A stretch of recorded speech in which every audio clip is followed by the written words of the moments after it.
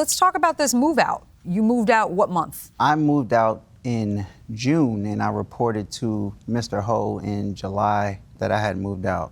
So I was pretty much unofficially moved out. I never got confirmation of moving out. Okay, but tell me this, what made you want to move out? I mean, this was someone that you lived with for 2 years. You fell on hard times. He made it clear through text he wasn't going to evict you or penalize you. So what was the issue? The issue was it got exceedingly worse during the shutdown as far as his hours was reduced. He found means of income that I didn't agree with, kind of on the fray. Okay, can you be specific and spell it out? Very nefarious ways of making money. And I tried to talk him out of it. I'm pretty sure everyone I had can... savings in it. Out of what? No. You're coming with these adjectives and you're describing this work. Nefarious, unfavorable. Drugs, paraphernalia. I'm sorry? Cocaine. Correct. Yeah, he's gonna deny it. Mr. Ho. And I was in fear of coming home, and it became a paranoia after a certain amount of time. And I told him about this ad nauseum. Like, hey, I don't deal with stuff like this. I understand it's like a LA lifestyle, but I can't. He has no proof of that. It's not. Yeah, I have proof. I've sent proof in. If you would reference, I believe it's page 7, he would send me code words. It would be coded messages. He would say, friends are coming over to pick something up.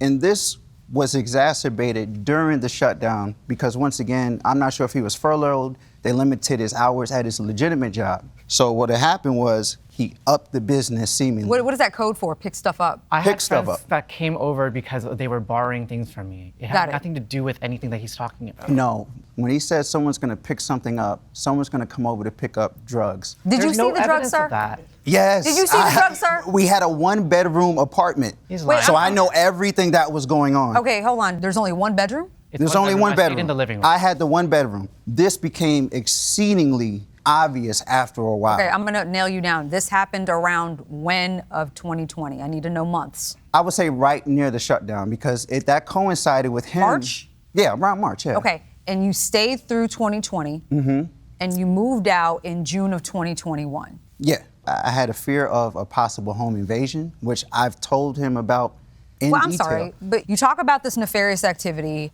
You stay a year later, so there wasn't an immediate fear, clearly. No, that's kind of like a victim blaming situation. I'm not used to this lifestyle. I come from a completely different place 3,000 miles away. I was kind of sold a situation where it would be complete legality. You know, we would have a copacetic relationship. The domicile would be habitable, cleanly for the most part, and then all of that went away. Okay, so I saw pictures of the way the room looked. Yeah. And Mr. Ho, we have a video, don't we? Yes, this is actually before I moved in as well, just to show that the carpet was actually brand new. About like 4 months before he moved in. We're gonna watch the video, and I want you to kind of walk us through the video, okay? Okay. All right. So this is the entrance, this is the living room, and I basically live in this living room area.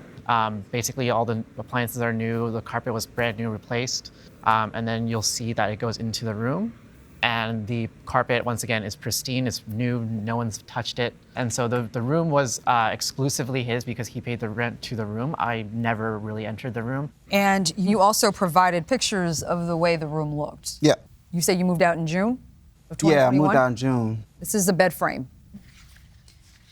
Here's what appears to be the mattress. Is that the box? Looks pretty nasty. It looks soiled. There's a lot But of... I do want to say, as far as the security deposit, that was my biggest concern. No, we're not done with the pictures. Hold on. Let me get to the security deposit. Okay.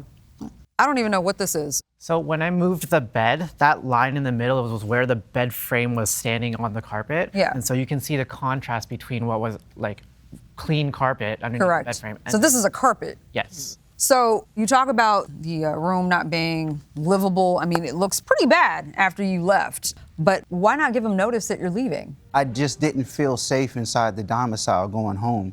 I mean, I looked at the text messages. I mean, it seemed like Mr. Ho was pretty friendly. That's considerate. That's Los Angeles for you. Yeah.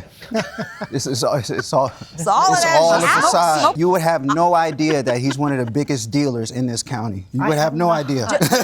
You would have no idea. He looks like it. You have this conspiracy. You're from LA, so I don't know if you take offense to this, but I mean, I don't know whether to take offense to it.